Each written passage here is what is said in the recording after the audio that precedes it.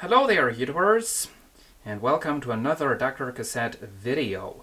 Here we have the Sony HDR-XR520 camcorder. This was Sony's top-of-the-line model for 2009. It is actually the follow-up model of the camcorder that is recording this video right now. This one right here is a Sony HDR-SR11 from 2008. Now, this camcorder right here, some new features and functions, some changes, and this really did prove to have a very lasting value. Originally it was sold for, I think, around €1,200, and I actually did saw this camcorder in a shop for around that price. And I was actually wanting to have this, and well, I finally got it, and unfortunately I had to find out that it's not as good as I thought it would be. Fact is, it's not a major improvement over the camcorder that I already have. So, it proved to have a lasting value. I had to pay a little over €600 for this. And I sold it again for a little over €600, and so I'm going to send it out later on today. Now, it also proved to be a very good camcorder, at least according to what the test magazines say that like to test camcorders, because even 3 years after it came out, it still is right up with today's top-of-the-line camcorders. It actually turned out to be better than the follow-up model of this one, which was the Sony HDR-XR520, and I think it was also better than the Sony HDR-CX700, which was the top-of-the-line model for 2011. Not sure about the 2012 model. Now, as for the new features that really set this thing apart from the previous models, most importantly, we have a Sony XR backlit image sensor. Now, what is that? Well, the classic CMOS setup, you have the all the wiring and a lot of the image processing electronics sitting in between the lens and the actual light sensitive elements. You know, it's all integrated into a microchip, so obviously you don't have a circuit board sitting in between. That wouldn't work at all. But they had to put in the image sensor chip, they had to put all the wiring on top.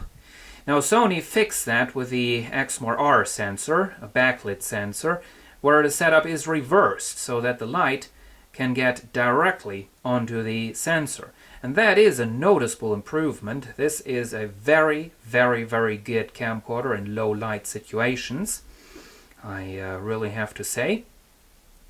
Another feature is this camcorder has the so-called active steady shot, which combines an optical image stabilizer with a digital one. Now, it does still say optical steady shot, but there is a function in the menu that allows you to turn on an active function. Another change is this camcorder is using a Sony G lens right there. And now the previous models always used Carl Zeiss lens systems. And well, I actually did read some rather negative comments about the Sony G lens. People said the old Carl Zeiss lenses were better. The one thing I can say is that on the Carl Zeiss lenses, the autofocus was better.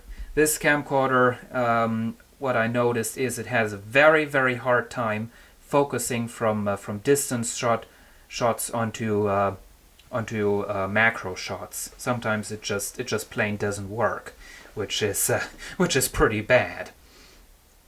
Now, some additional features. Another additional feature, or actually an additional gimmick, is a GPS function. Now, the few times I actually tried using this, I never got reception with it, so I can't say that that is too much of a great feature. But, well, while it works, it might be interesting for some people. Well, let's go ahead and take a look around. This camcorder does not have a classic power switch anymore. You turn it on and off by opening and closing the LCD screen or pulling out or pushing back in the viewfinder. So you can see the viewfinder pulls out, which is a feature that I am missing on the Sony SR11 right here. But it only tilts very, very slightly. So that is a big setback. On the SR11 you can actually have the viewfinder stand up almost straight. So that's not a major improvement right there. Resolution of the viewfinder is a little bit higher than on the SR11, in case you wonder. Here we have a 3.2 inch touch screen, which has a really high resolution. Not as high as on modern mobile phones or some such, but for a camcorder it is very good. Touch screen, of course, and many fancy sounds as typical for Sony. Have an array of buttons right here, the home menu, some zoom buttons, and a record start stop button. In the LCD, behind the LCD screen, we have a power switch down there in case you, for whatever reason, cannot use the screen or the viewfinder to turn it off. Button for the playback mode, a button that turns the display indicators on and off. As you can see, they just disappear. We have a hardware GPS on and off switch and a hardware switch for standard low lux mode, which allows the camcorder to drop the shutter speed down to 1/25 of a second, and that also activates night shot. We have an easy mode and a direct DVD copy button, which allows you to copy video footage from this camcorder to a Sony DVD recording device. It is not an actual DVD recorder that you can hook up to your television. It is a little unit that is basically useless. Here we have a slot for a memory stick. This camcorder takes these kinds of Memory Stick Pro Duo or Memory Stick Pro Duo HG whatever, I don't know. But these kind of memory sticks. It does not take SD cards. The follow-up model of this one actually started taking SD cards, so it did get a choice. This camcorder uses the Sony Info Lithium H type batteries. We have up here, of course, zoom control. This features 12 times optical zoom, and we have a photo button. This does shoot photos with a resolution up to 12 megapixels, and it does do that simultaneously to the video. I have a mode selector for either video mode or the dedicated photo mode. And record button, obviously, a little jack for plugging in the power adapter. On the back we have, well, this is kind of this has been cheapened down from the SR11. On the SR11 this was a nice plastic sliding door with a very solid feel to it. This one is a cheap rubber affair. And they moved the headphone and microphone jacks to over here. Previously they had been right here, and the USB and AV jacks were behind there. Anyway, up front we have, this is still solid sliding plastic door, so that's not going to break. We have the AV output, which this is one of Sony's proprietary jacks. This does give you the option to hook up a cable for composite video, component video, and super video, and it's also the audio, the analog audio output. USB is right there, and there we have a mini HDMI jack. 12 times optical zoom, some sort of a ridiculous amount of digital zoom, I don't know. There we have the front. There is a flash for photographs. And here we have a manual wheel. On the Sony SR11 there was also a dedicated backlight compensation button. On this camcorder that is missing. Now, to activate the manual function, you press down onto this button, and to adjust it, you just turn this wheel right here, and it does allow you to set up different manual functions. Just press it for a long time. You get the option to adjust focus, exposure, automatic exposure, white balance, and that's it. So not much in the way of manual features and functions. That is a thing that they criticized back then about this camcorder, that you really couldn't do much. No shutter speed adjustments or anything like that.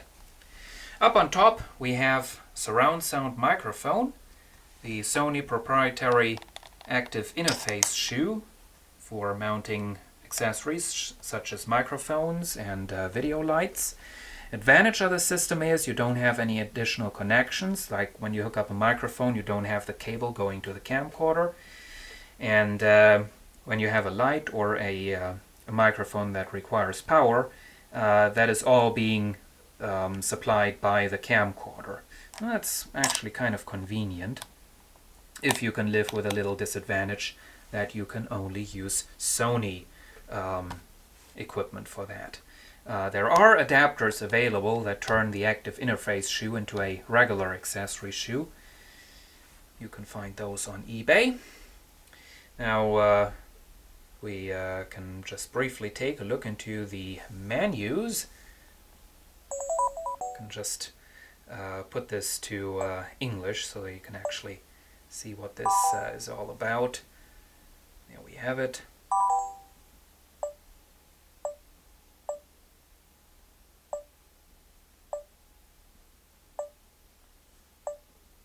And this camcorder does have something that I don't know, and this one is called smooth. I don't know what on earth that is supposed to be. But Sony later on called that golf shot, and that is actually a what is that? A slow motion recording function. Playback mode. And there it is. And as usual, or actually not as usual anymore, Sony changed that menu system a while ago.